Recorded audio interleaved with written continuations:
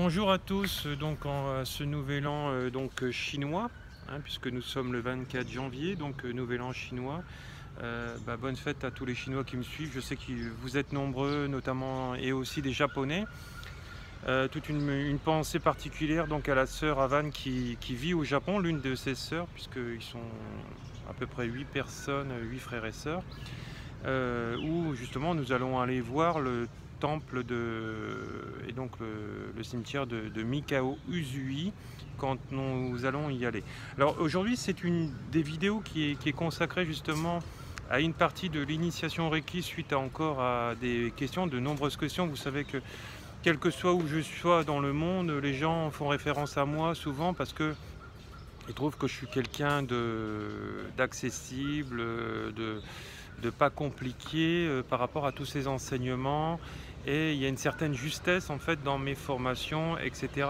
Et que justement je tiens particulièrement justement à que tout soit bien enseigné justement à tous ces débutants, ces néophytes qui ne connaissent pas du tout le Reiki et qui parfois se font avoir par des pseudomètres, des pseudo-enseignants. Voilà, de toutes sortes, je ne vais pas rentrer dans le détail, je suis assez rentré déjà là-dedans dans les vidéos précédentes parce qu'on est à plus de 650 vidéos dans le développement personnel. Mais il faut faire attention, il faut comparer les sommaires de formation que vous faites avec les uns et les autres, et si il y en a moins et que ça ne résonne pas en vous, et puis que vous savez que ces fondamentaux ne sont pas enseignés par ces personnes-là, il ne faut pas aller faire ces initiations-là. Voilà, donc c'est comme avoir une initiation sans bol tibétain ou sans singlade. Cette initiation ne sera pas totalement ouverte, on n'aura pas ouvert totalement votre chakra couronne notamment, et puis les autres.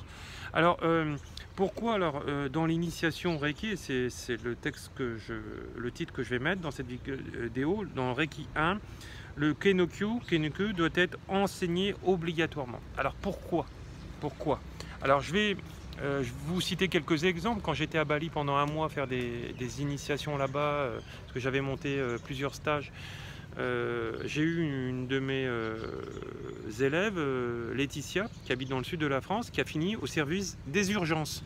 Ni plus ni moins. Plein comme ça, j'en ai eu. Parce que ces gens-là, souvent, ils ne veulent pas toujours faire des soins à distance, ils préfèrent les faire en direct, mais malgré que ça fonctionne. Mais quand on tombe sur des charlatans, des apprentis guérisseurs, on finit aux urgences. Voilà. Alors Kenokyu, c'est quoi? C'est la méthode pour couper le lien, donc avant et après le soin. Elle est hyper essentielle quand elle est faite après le soin. L'idéal, c'est aussi de la couper avant un soin que vous allez faire, c'est-à-dire couper entre votre journée à vous et le soin d'une personne. Excusez-moi, j'ai un moucheron dans les yeux. Voilà, parce qu'on est dans les temples, on est dans un temple. Sous les arbres, donc voilà, ça grouille d'insectes de toutes sortes. Donc le Kenokyu, c'est une base indispensable du Reiki, indispensable. C'est-à-dire que si l'effet négatif avant de faire ce soin et après avoir fait ce soin ne sont pas coupés, et que vous ne savez pas vivre le lâcher-prise comme beaucoup de personnes et de thérapeutes, vous allez refiler toutes ces cochonneries énergétiques à vos patients, à vos clients, quel que soit le mot qu'on emploie. C'est une base importante, primordiale de cet enseignement, c'est-à-dire ça s'appelle le nettoyage à sec. Kenokyu veut dire ça, nettoyage à sec. Voilà, donc ça vous pouvez l'utiliser pour le Reiki, mais vous pouvez l'utiliser dans votre vie personnelle, quand vous avez rencontré des personnes qui sont en souffrance, pour vous en détacher, si vous êtes une éponge émotionnelle, parce que bon, quand on est encore une éponge émotionnelle, c'est qu'on n'a pas assez bossé sur soi, encore aussi. Alors, une autre base essentielle pour un néophyte, un apprenti, c'est la position du Gaisho, c'est-à-dire les deux mains joints sur le cœur, ou en prière qui colle au cœur, et fermer les yeux, se concentrer et appeler l'énergie universelle Reiki pour justement que vous la canalisiez. Parce qu'en fait, dans cet univers, il y a plusieurs énergies différentes. Il y a des énergies yin, il y a des énergies yang, Et donc forcément, si vous appelez pas la bonne, bah, vous n'aurez pas forcément la bonne, parce que vous allez syntoniser, c'est-à-dire attirer l'énergie qui vous correspond, c'est-à-dire dans le positif ou dans le négatif. Donc imaginez que vous canalisiez une basse énergie, vous voyez les dégâts que vous allez faire, hein. C'est ce qui arrive à certaines personnes, parce que bon, là il va y avoir quand même pas mal de vidéos que je vais faire, puisque là bah, j'ai des journaux qui m'ont appelé, qui ont communiqué avec moi, etc., qui voudraient justement que je parle un peu plus des entités du bas astral, parce que ces entités existent bien et réellement, mais sauf que quasiment, je dirais, 3/4 des thérapeutes n'en prennent pas en considération ces esprits, ou ils vont s'inventer spécialistes des esprits, etc. Et puis ils vont dire que tout le monde a des esprits, justement, pour encore, comme une dame au Bossé dans le 83 qui se dit ostéopathe. Et voilà. Pourquoi? Parce qu'elle veut gagner de l'argent. Alors je sais que c'est malhonnête, hein, mais c'est comme ça, c'est lié au taux vibratoire. Et si vous allez vers ces gens-là, eh ben c'est parce que vous avez les mêmes choses à régler en miroir avec eux. Vous devez vous faire escroquer, admettons, et elle doit être un escroc. Elle doit vivre ça jusqu'au moment où elle devra travailler sur elle pour lâcher ça. Et voilà. Donc si elle continue dans sa prochaine incarnation, ça sera elle la victime. Alors tout ceci, c'est pas moi qui l'invente, hein, c'est dans les films de Chico Xavier, dans tous les enseignements spirituels que vous pouvez retrouver sur YouTube notamment, dans le livre Spirit des esprits, etc., le livre des esprits de Allan Kardec. Voilà, donc par exemple une femme qui va faire 7 fausses couches ou 6 fausses couches, comme dans une vidéo de ces choses spirituelles, c'est-à-dire ces maisons spirituelles qui sont tous ces enseignements spirituels qu'ils reçoivent, dans la prochaine incarnation, tu vas devoir le bosser là-haut, tout ce que je suis en train de te dire, donc apprendre à dire que c'est pas bon, etc., le travailler sur toi, etc., là-haut, le prendre en conscience pourquoi, et après, dans la prochaine incarnation, tu devras vivre en fait le manque d'avoir un enfant. Et la médecine traditionnelle ne pourra pas te donner d'enfants. Ça, c'est pas moi qui le dit, c'est Chico Xavier, qui est un médium spirit, etc., qui est mort en 2002, et ces vidéos-là sont sur YouTube. Si vous ne me croyez pas, je vous donnerai les liens, vous irez bien les écouter, les regarder, et vous comprendrez. Après, vous y croyerez ou vous y croyez pas. Ça, c'est votre responsabilité. Mais n'oubliez pas que chaque chose a une conséquence dans l'univers. Tout est énergie, tout est vibratoire. Ce que l'on sème, on le récolte. Donc, quelles que soient les choses que vous faites dans votre vie familiale, professionnelle, amicale, tout ce que vous faites aux autres, même si vous croyez que c'est juste et bon, etc., dans la négativité, vous le récolterez dans cette vie et dans vos futures incarnations. Voilà, donc par exemple, je donne un exemple, un militaire qu'on demande d'abattre quelqu'un, etc., parce qu'il ne colle pas au moule sociétaire, ou un policier, un gardien de la paix, comme j'ai vu sur Facebook, qui est convoqué par l'IGPN et qui est viré, etc., c'est parce que c'est des lois de conséquence que cette personne n'est plus faite pour faire ce boulot-là, parce que déjà, spirituellement, elle est beaucoup plus éveillée qu'eux. Et forcément, vu si elle est son propre patron, elle gagnera beaucoup plus en travaillant pour elle, parce que pour arriver à être patron, il faut déjà avoir travaillé la confiance en soi. Hein, c'est pour ça que j'ai monté un stage là pour 2020, comment apprendre à être thérapeute professionnel, parce qu'il y a combien d'apprentis thérapeutes, de gens qui sont formés à tout. Moi j'avais une dame que je connaissais, 40 000 € de formation énergétique de toutes sortes, incapable de déclencher un seul centime et de pouvoir en vivre. Donc vous voyez, donc il y a des gens qui sont formés très peu, ils en ont pas. Il y a des gens qui ont formé beaucoup, ils peuvent pas avoir de clients, parce que derrière il n'y a pas un travail personnel. Ce qu'il faut, c'est que la formation soit intégrée. Vous avez beau avoir des formations, certains n'en pourront rien en faire, certains d'autres pourront faire des miracles avec leur formation, pourront guérir des tétraplégiques par exemple. Non, je me moque pas de vous.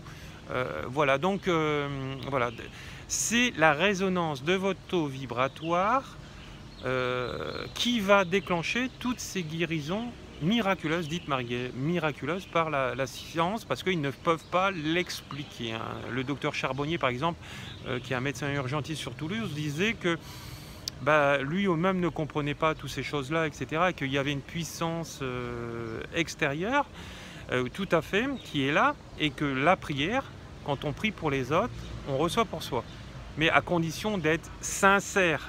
Si vous dites, voilà, je prie pour les gens en pensant que je vais récolter des guérisons, etc. en moi, ça ne va pas marcher. Il faut que ça soit voilà, il faut que ça devienne vibratoire. Et les prières ne sont pas vibratoires. Hein, c'est ce que j'ai expliqué, ce que j'ai appris aux gens quand il y avait les feux en Australie. Comment se mettre en état vibratoire. C'est pour ça que j'ai créé encore une page Facebook sur la loi d'attraction. Comment se mettre en état vibratoire. Et maintenant, je crée des ateliers liés aux lois d'attraction. Parce que pour moi, par exemple, moi actuellement, je n'ai pas une minute à moi entre mon travail, etc., ma vie personnelle. Donc je suis obligé de compartimenter tout ça et pas me laisser étouffer par mon travail, parce que mon travail, il aurait tendance à en prendre beaucoup sur ma vie familiale si je me laissais aller. Donc il n'y a pas de hasard si des thérapeutes n'arrivent pas à avoir aucun client, et puis il y en a d'autres, ils sont submergés de clients. Parce que voilà, le côté professionnel, ça se travaille. Hein, la confiance en soi, ça se travaille, et beaucoup de thérapeutes ne l'ont pas malheureusement. Donc ça, c'est encore un cheminement personnel, etc. Donc ça demande l'intégration. C'est pour ça que ce matin, à une dame, je lui disais, dans le Reiki 3, l'initiation Reiki 3, est-ce que vous avez vu la technique de la rivière, du ruisseau plutôt, excusez-moi, la serpentine, technique du laser, guérison psychique, les parallèles, etc. Alors elle me dit non, je les ai pas vus, etc. Après il y a des gens aussi qui me répondent oui, mais ils les ont pas vus parce que ils ont peur que leur ego soit touché, etc. Alors je dis c'est sûr, votre formation, elle est pas, votre initiation Reiki n'est pas complète. Donc comment vous voulez apprendre à gérer vos colères? La plupart des gens, moi je le vois au niveau thérapeute, c'est des bébés thérapeutes sans aucun jugement. Je vous explique pourquoi. Tout simplement, c'est du discernement ce que je suis en train de vous dire. Alors vous le prendrez comme vous le prendrez, vous allez le prendre de toute façon surtout comme vous êtes actuellement. Alors si vous le prenez mal, c'est parce que vous avez encore beaucoup de boulot à faire sur vous. Voilà. Après vous penserez de moi ce que vous voulez. Alors c'est-à-dire que en fait de compte, si je déverse ma colère sur l'autre, ou si je la garde en moi, ça a exactement le même effet destructeur. D'accord? Il y a des thérapeutes qui en sont encore là. Donc, pour moi, ils ne sont pas faits encore pour être vraiment thérapeutes. Pour être thérapeutes d'eux-mêmes, il faut voilà. Actuellement, ils sont juste faits pour être thérapeutes d'eux-mêmes, et encore, voilà. Pour ça, il faut avoir dépassé ça et être dans la guérison de l'âme, c'est-à-dire répondre avec la voix de l'âme et non de l'ego. Quand tu décharges sur l'autre, ou tu le gardes en toi, tu es dans l'ego.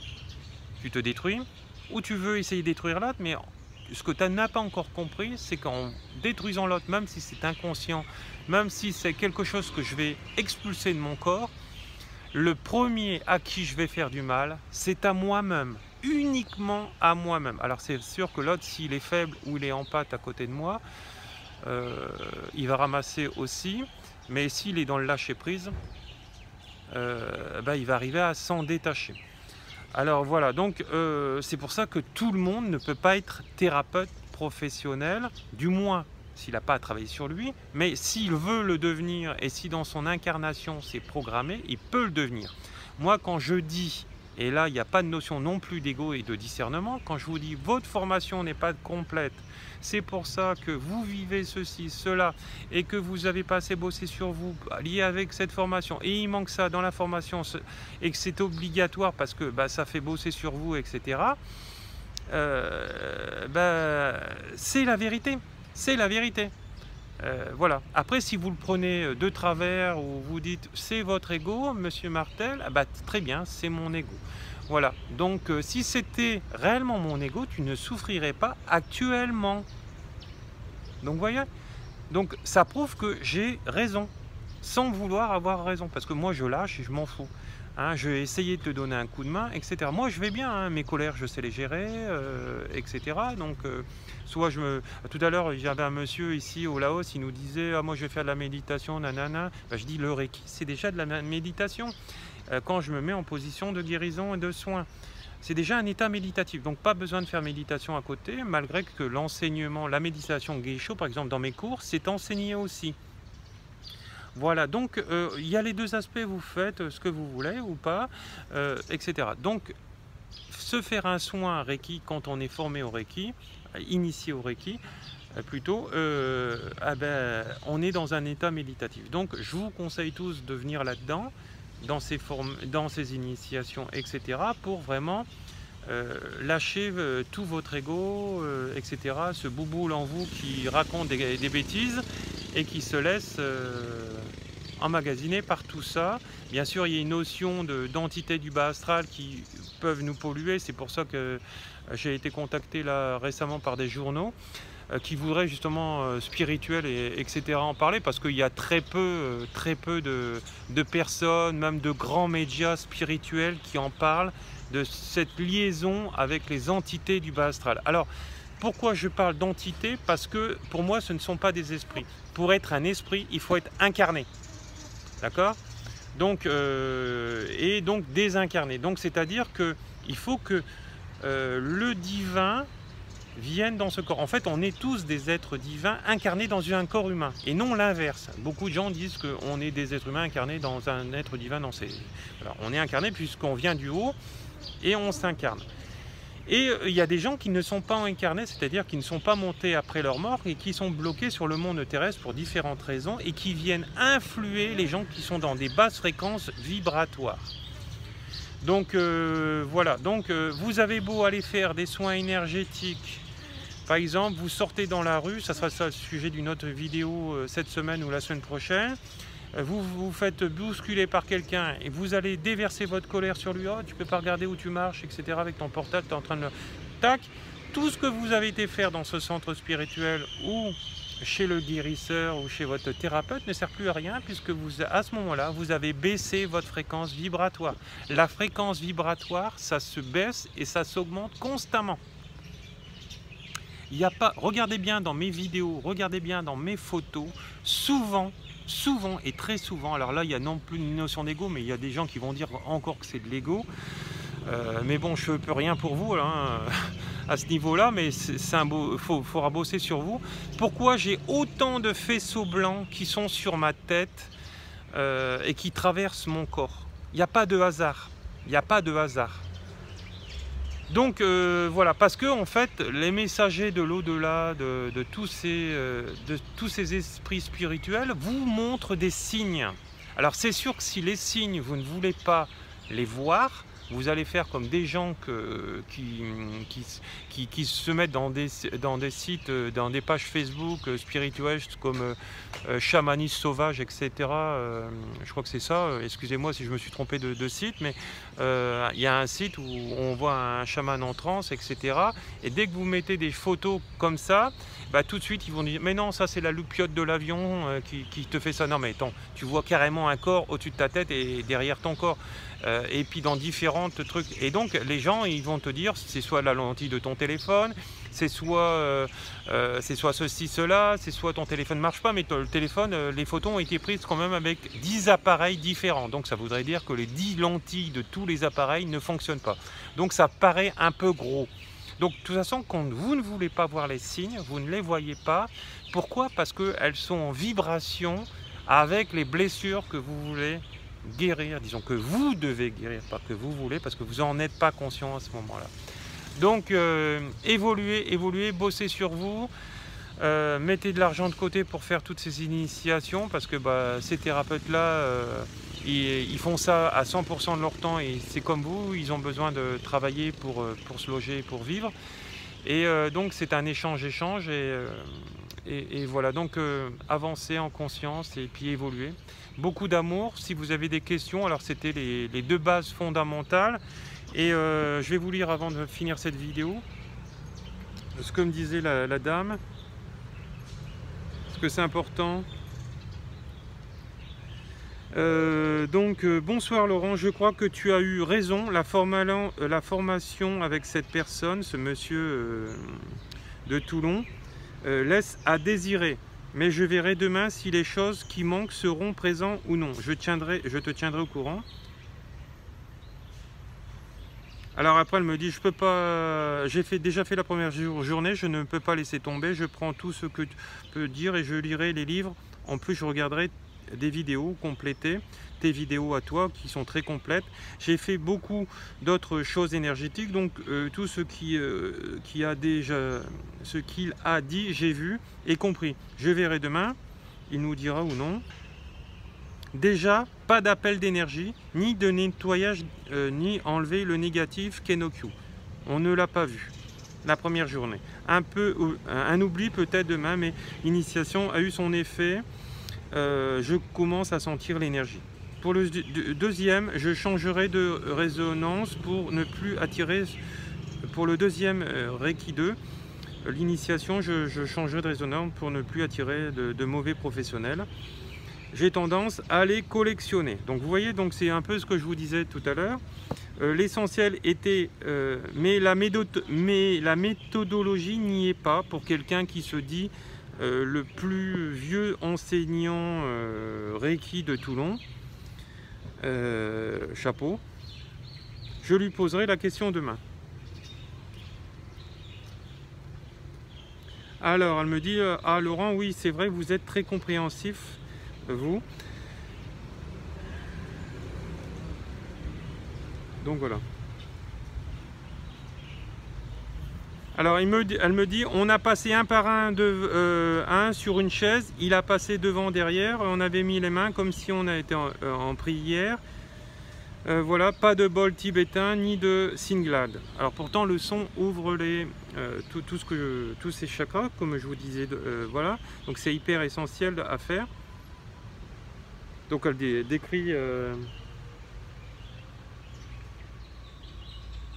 pas d'auto-traitement non plus. Donc vous voyez, l'auto-traitement aussi c'est hyper important. Là, ce maître enseignant sur Toulon lui dit de faire d'auto-traitement. Donc excusez-moi, c'est pas une initiation Reiki, pour moi en tout cas elle n'est pas complète.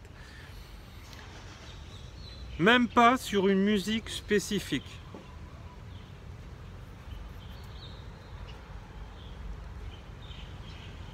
Alors, en plus, le premier jour, nous avons vu que devant et pas derrière.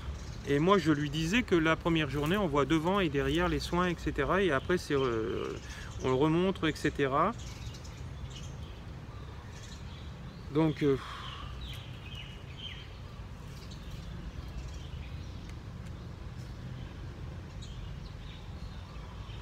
j'ai senti, et on lui a demandé s'il fallait faire le Konyo-kyu. Il a changé de sujet. Ce maître enseignant, il parlait d'autre chose. Donc vous voyez, donc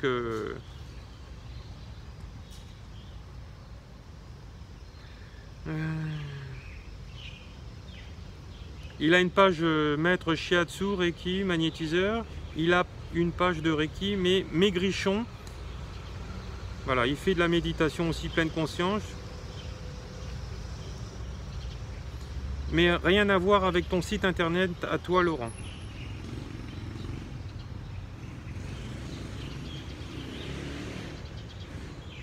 Les autres élèves n'y comprennent rien et ne savent pas tous de quoi je parle, car je m'y connais quand même beaucoup plus qu'eux. C'est marrant.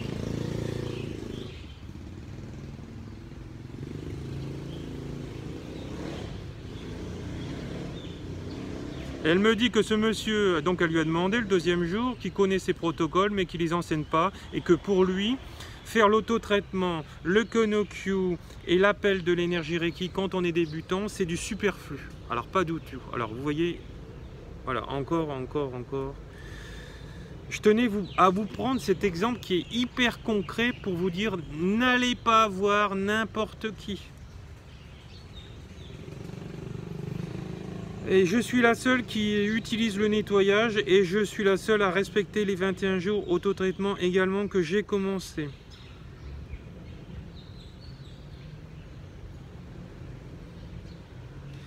Elle dit: on ne peut pas obliger les gens s'ils ne veulent pas entendre certaines choses. Mes autres collègues, vu qu'on est 6, ne connaissent pas tout ce que je demande et donc croient l'enseignant. Mais malheureusement pour eux, ils vont droit dans le mur. Bah oui. Je leur ai dit de regarder ta chaîne YouTube, qui est riche d'informations.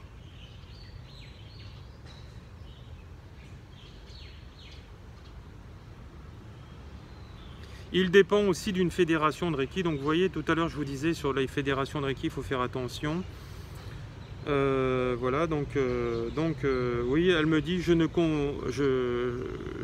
dirais donc à mes collègues de ne pas voir Monsieur Paul, ce formateur sur Toulon, et cet initiateur, parce que c'est pas terrible, hein.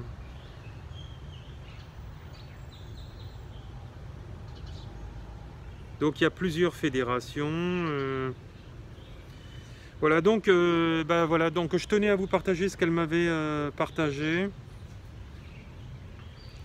Voilà, donc comme quoi il ne faut pas se fier à n'importe qui. Et, il y a quand même des bases essentielles dans toutes ces énergies, sinon ça ne peut pas s'appeler Reiki, ça va s'appeler magnétisme.